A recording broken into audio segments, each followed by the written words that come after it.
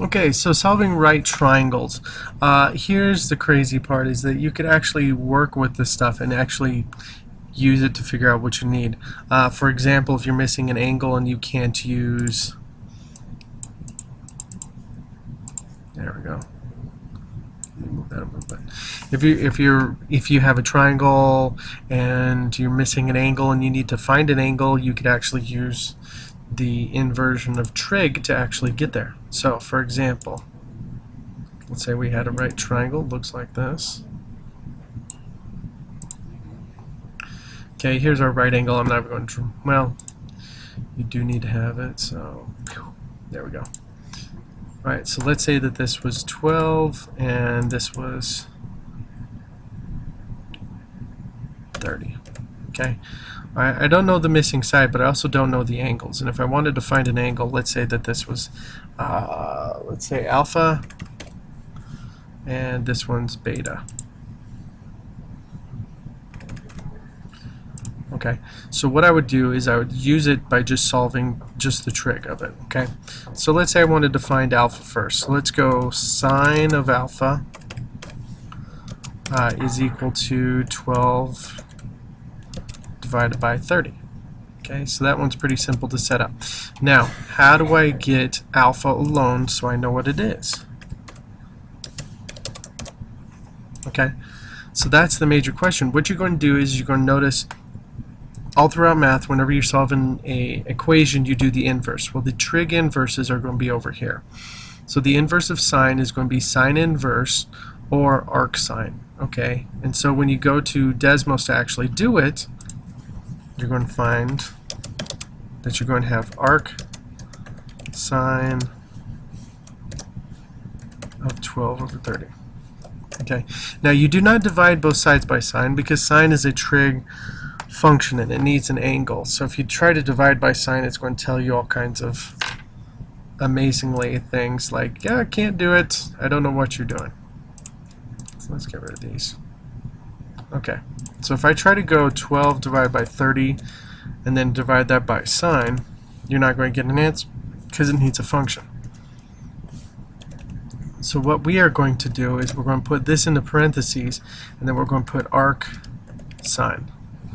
Okay, now when you do this, you have to make sure that your calculators in degrees are degrees to be able to get the degree out. So this is 23.58 degrees.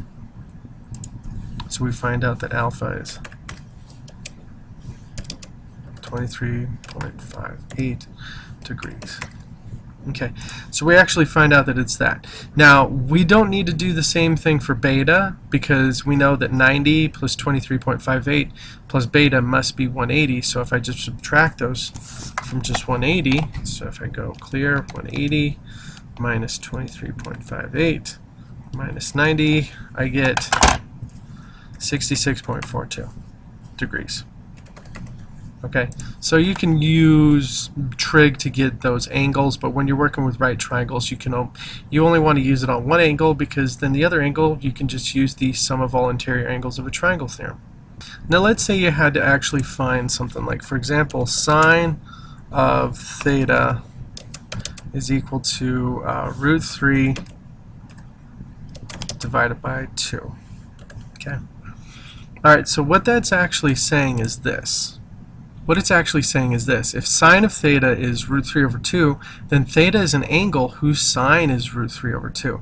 So what we could do is we could go back and look at our chart and be able to discern which one has root 3 over 2 and then use that angle.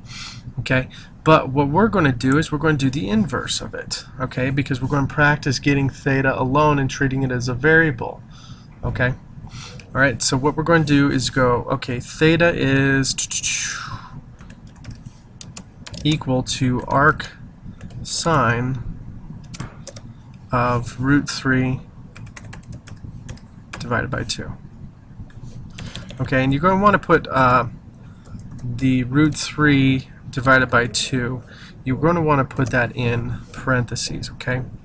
Alright, so when we go to our actual graphing calculator and we go arc sine of root 3, so you go square root of 3, and then you divide that by 2, and you get 60 degrees, which makes sense because if we were to look at our map, it actually is that. Okay, now here's the thing. You would be half right. And I'll tell you why. Okay, if you remember, if you take a look at our quadrants, okay, 60 degrees is right here. Okay, so that's 60 degrees. That totally makes sense. That would be the arc sine of root 3 over 2 if I used all my information. But here's the thing. You have to remember a smart trig class, which is what we talked about a while ago. A smart trig class. So you have to remember this thing called principal values, because guess what? Over here, this value, whose reference angle is 60 degrees, so these are both 60 degrees,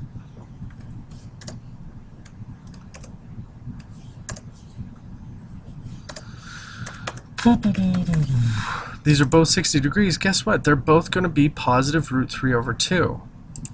So both these angles work to give me that. So if I plug them in, I will actually see that they're both going to give the same value. So let's, for example, test it out. Let's go up here. So sine of 60, and that's root 3 over 2. But also sine of 120 is also the same number. Okay, so what happens is that your calculators are programmed only to give you what is called the principal values.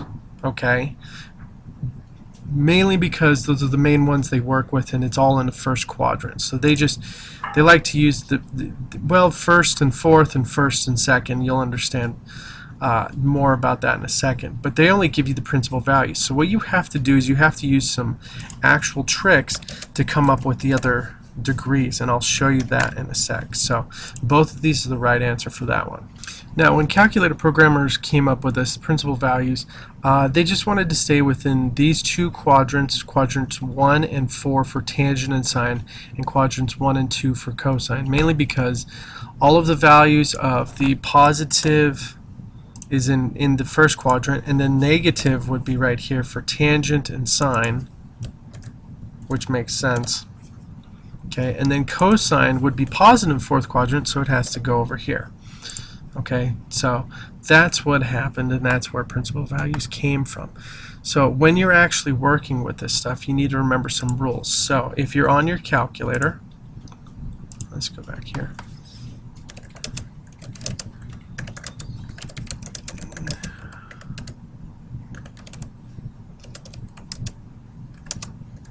If you're doing the arcsine of a ratio, okay, so arcsine of a ratio, subtract, well, basically do the arcsine of the ratio, do the arcsine, then subtract answer from 180 degrees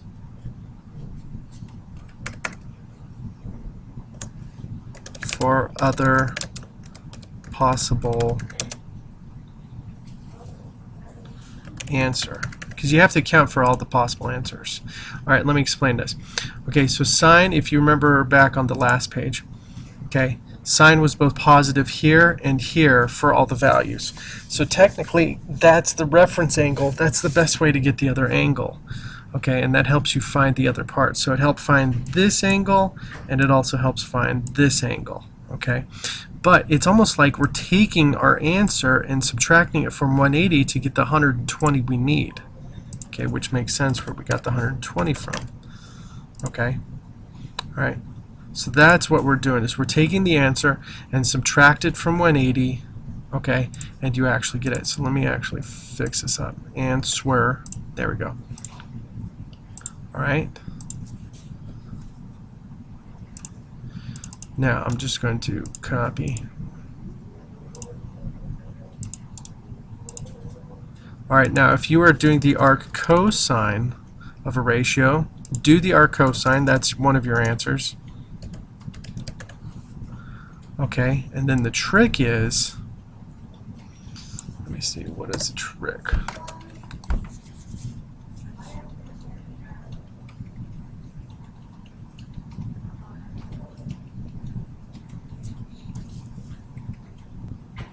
Alright, then the trick is subtract answer from 360, and you'll get the other angle measurement. Okay? And if you're doing the arctangent of a ratio, obviously do the arctangent, and then add 180 degrees to your answer. Ooh.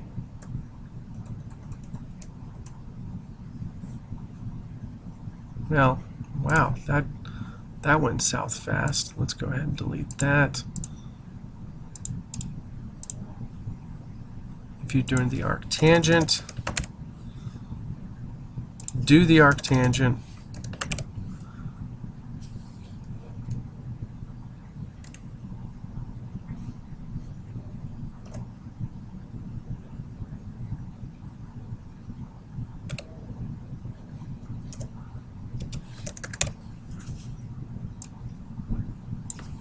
Then add 180 degrees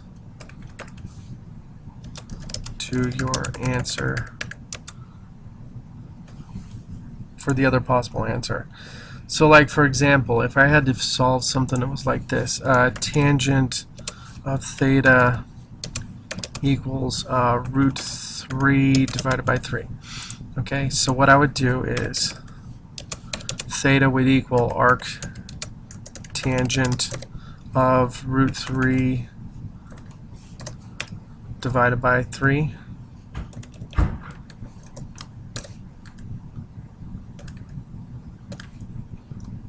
Okay, so I do the arctangent.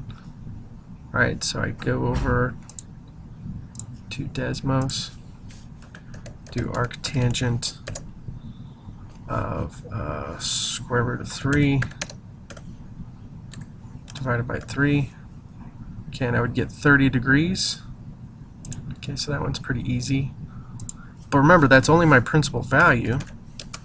So that's 30 degrees. Okay, so I need to find the other values. So what I would do is I would go to my rules and go, oh, I need to add 180 to my answer to get the other possible answer. So I add 180 and I get 210 degrees. And how would you check your work? Okay, well, what you could do is go back to your calculator and plug it in. Okay, so tangent, well, let's get rid of some of these up here since it's taken up so much space. There we go. Okay, so we go tangent of 30 gets me root 3 over 3, which is that. And then tangent of 210 should get me the same thing and the same sign. And this actually works for the same sign. So if you're doing like the inverse of a negative, you could actually get the right angles and stuff. So like, for example, if I did cosine of let's say cosine of theta equals negative, let's do 5.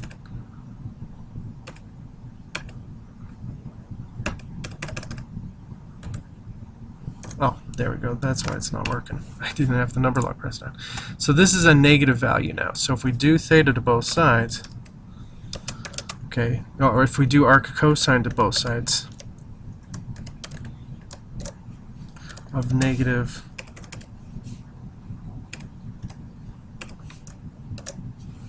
okay, so we do the negative inverse, right? So we go back to our graphing calculator, we check it. So arc cosine of negative square root of 2. Remember, you have to make sure it's 2 divided by 2, square root of 2 divided by 2. So that's 135.